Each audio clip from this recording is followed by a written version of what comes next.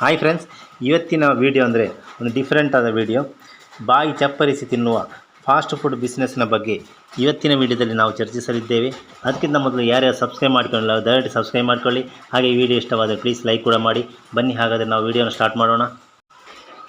Fast food ಹೆಸರು ಕೇಳ್ತಿದ್ದಂತೆ ಅನೇಕರ ಬಾಯಿಯಲ್ಲಿ ನೀರು ಬರುತ್ತದೆ.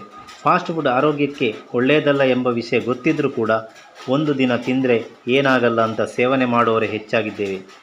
ಹಾಗಾಗಿಯೇ ಫಾಸ್ಟ್ ಫುಡ್ಗೆ ಬೇಡಿಕೆ ಹೆಚ್ಚಿದೆ. ನೀವು ಕೆಲಸವಿಲ್ಲದೆ ಖಾಲಿ ಕುಳಿತಿದ್ದು ವ್ಯಾಪಾರದ ಪ್ಲ್ಯಾನ್ ಮಾಡ್ತಿದ್ದರೆ ಫಾಸ್ಟ್ ಫುಡ್ ಶಾಪ್ ತೆಗೆದು ಆದಾಯ ಗಳಿಸಬಹುದು. ನಾವಿಂದು ಫಾಸ್ಟ್ ಫುಡ್ ಶಾಪ್ ಬಗ್ಗೆ ನಿಮಗೊಂದಿಷ್ಟು ಮಾಹಿತಿಯನ್ನು ಕೊಡಲಿದ್ದೇನೆ. ಫಾಸ್ಟ್ ಫುಡ್ನಲ್ಲಿ ಸಾಕಷ್ಟು ವೆರೈಟಿಗಳಿವೆ. ನೀವು ಬರೀ ಮಂಚೂರಿ ನೂಡಲ್ಸ್ ತಯಾರಿಸಿಯೇ ವ್ಯವಹಾರ ಶುರು ಮಾಡಬಹುದು. ಸಣ್ಣದಾಗಿ ವ್ಯವಹಾರ ಮಾಡ್ತೇನೆ ಎನ್ನುವವರಿಗೆ ಇದು ಬೆಸ್ಟ್ ಆಯ್ಕೆ. ದೊಡ್ಡ ಮಟ್ಟದಲ್ಲಿ ವ್ಯವಹಾರ ಮಾಡಲು ಬಯಸುವವರು ಇನ್ನೊಂದಿಷ್ಟು ಫಾಸ್ಟ್ ಫುಡ್ ಜೊತೆ ದೊಡ್ಡ ರೆಸ್ಟೋರೆಂಟ್ ಓಪನ್ ಮಾಡಬಹುದು. ಬರೀ ಫಾಸ್ಟ್ ಫುಡ್ ಮಾತ್ರವಲ್ಲ, ಅದನ್ನು ತಯಾರಿಸಲು ಬಳಸುವ ವಸ್ತುವನ್ನು ಇಟ್ಟುಕೊಂಡು ನೀವು ವ್ಯವಹಾರವನ್ನು ವಿಸ್ತರಿಸಬಹುದು. ಹಾಗಾದರೆ ಫಾಸ್ಟ್ ಫುಡ್ ವ್ಯವಹಾರ ಶುರು ಮಾಡುವುದು ಹೇಗೆ? ಮನೆಯಲ್ಲಿ ಫಾಸ್ಟ್ ಫುಡ್ ವ್ಯವಹಾರ ಶುರು ಮಾಡಲು ಸಾಧ್ಯವಿಲ್ಲ. ನೀವು ಮನೆಯ ಮುಂದಿನ ಬೀದಿಯಲ್ಲಿ ವ್ಯವಹಾರ ಶುರು ಮಾಡಬಹುದು. ಜನನಿಬಿಡಿ ಪ್ರದೇಶದಲ್ಲಿ ಇದನ್ನು ಮಾಡಬೇಕು. ಯಾವ ಆಹಾರವನ್ನು ಇಡುತ್ತೀರಿ, ನಿಮ್ಮ ಹೂಡಿಕೆ ಎಷ್ಟು ಎಂಬುದನ್ನು ನಿರ್ಧರಿಸಿಕೊಂಡು ನೀವು ವ್ಯಾಪಾರವನ್ನು ಶುರು ಮಾಡಬೇಕಾಗುತ್ತದೆ. ಮೊದಲು ಒಳ್ಳೆಯ ಸ್ಥಳವನ್ನು ಆಯ್ಕೆ ಮಾಡಿಕೊಳ್ಳಿ. ನ್ಯಾಯಾಲಯ, ಸಿನಿಮಾ ಹಾಲ್, ಕಾಲೇಜ್ ನಿಮ್ಮ ವ್ಯಾಪಾರವನ್ನು ಪ್ರಾರಂಭಿಸಬಹುದು. ಫಾಸ್ಟ್ ಫುಡ್ ಪರವಾನಗಿ ಮತ್ತು ನೋಂದಣಿ ಯಾವ ಥರ ಎಂದು ನೋಡೋಣ. ಸಣ್ಣ ಪ್ರಮಾಣದಲ್ಲಿ ವ್ಯಾಪಾರ ಶುರು ಮಾಡ್ತಿದ್ದರೆ ನೋಂದಣಿ ಅಗತ್ಯವಿಲ್ಲ. ಆದರೆ ನೀವು ಈ ವ್ಯವಹಾರವನ್ನು ದೊಡ್ಡ ಮಟ್ಟದಲ್ಲಿ ಮಾಡಲು ಬಯಸಿದರೆ ಅಂಗಡಿ ಅಥವಾ ರೆಸ್ಟೋರೆಂಟ್ಗಳನ್ನು GST ಹೆಸರಲ್ಲಿ ನೋಂದಾಯಿಸಿಕೊಳ್ಳಬೇಕು. ಆನ್ಲೈನ್ ಮತ್ತು ಆಫ್ಲೈನ್ ಎರಡರಲ್ಲೂ ನೋಂದಾಯಿಸಿಕೊಳ್ಳಬಹುದು.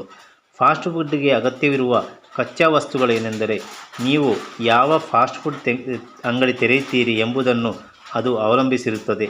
ಟೊಮೆಟೊ ಸಾಸ್, ಹಸಿಮೆಣಸಿನ sauce, red chilli sauce, soya sauce, vinegar, ತರಕಾರಿ, ಗರಂ ಮಸಾಲೆ, ಚಿಕನ್ ಮಸಾಲ, ಅಜಿನಮೋಟೊ ಸೇರಿದಂತೆ ಅನೇಕ ಆಹಾರ ವಸ್ತುಗಳು ಬೇಕಾಗುತ್ತದೆ.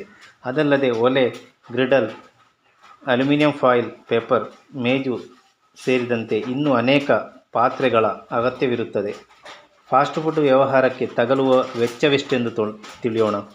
ಸಣ್ಣ ಪ್ರಮಾಣದಲ್ಲಿ ಫಾಸ್ಟ್ ಫುಡ್ ವ್ಯಾಪಾರ ಮಾಡುತ್ತಿದ್ದರೆ ನಿಮ್ಮ ಅಗತ್ಯಕ್ಕೆ ಅನುಗುಣವಾಗಿ ಹೂಡಿಕೆ ಮಾಡಿ. ಅನಗತ್ಯ ವಸ್ತುಗಳನ್ನು ಇಡಬೇಡಿ. ಅಗತ್ಯಕ್ಕೆ ತಕ್ಕಷ್ಟು ಕಚ್ಚಾ ವಸ್ತುಗಳನ್ನು ಖರೀದಿಸಿ. ಈ ವ್ಯವಹಾರಗಳನ್ನು ದೊಡ್ಡ ಮಟ್ಟದಲ್ಲಿ ಮಾಡುತ್ತಿದ್ದರೆ ಸುಮಾರು 1 ರಿಂದ 1.5 ಲಕ್ಷ ಹೂಡಿಕೆ ಮಾಡಬೇಕಾಗುತ್ತದೆ. ಫಾಸ್ಟ್ ಫುಡ್ ವ್ಯವಹಾರದಲ್ಲಿ ಲಾಭವನ್ನು ನೋಡುವುದಾದರೆ ಫಾಸ್ಟ್ ಫುಡ್ಗೆ ಸದಾ ಬೇಡಿಕೆ ಇದೆ.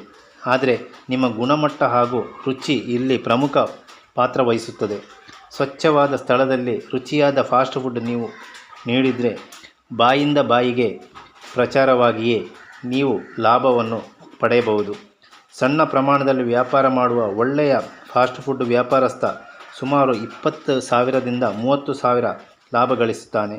ದೊಡ್ಡ ಪ್ರಮಾಣದಲ್ಲಿ ವ್ಯವಹಾರವಿದ್ದರೆ ಲಾಭ ಹೆಚ್ಚಿರುತ್ತದೆ. ಅದರಲ್ಲಿ ಗಮನವಿಟ್ಟು ನೋಡಿಕೊಳ್ಬೇಕಾದ ಒಂದು ವಿಷಯವೇನೆಂದರೆ, ಸ್ವಚ್ಛತೆಯ ಬಗ್ಗೆ ಸಂಪೂರ್ಣ ಕಾಳಜಿ ವಹಿಸಬೇಕು. ಉತ್ತಮ ಕಂಪನಿಯ ಸಾಸ್ ಬಳಸಿ ಒಂದೇ ರುಚಿ ಕಾಪಾಡಿಕೊಳ್ಳಿ. ಗುಣಮಟ್ಟದ ಎಣ್ಣೆಯನ್ನು ಬಳಸಿ ಎನ್ನುತ್ತಾ ಈ ವಿಡಿಯೋವನ್ನು ಕೊನೆಗೊಳಿಸ್ತಾ ಇದ್ದೇನೆ. ಈ ವಿಡಿಯೋ ಇಷ್ಟವಾದರೆ ಪ್ಲೀಸ್ ಲೈಕ್ ಕೂಡ ಮಾಡಿ, ಶೇರ್ ಮಾಡಿ ಮತ್ತು ಸಬ್ಸ್ಕ್ರೈಬ್ ಕೂಡ ಮಾಡಿ friends. Thank you. Bye. See you.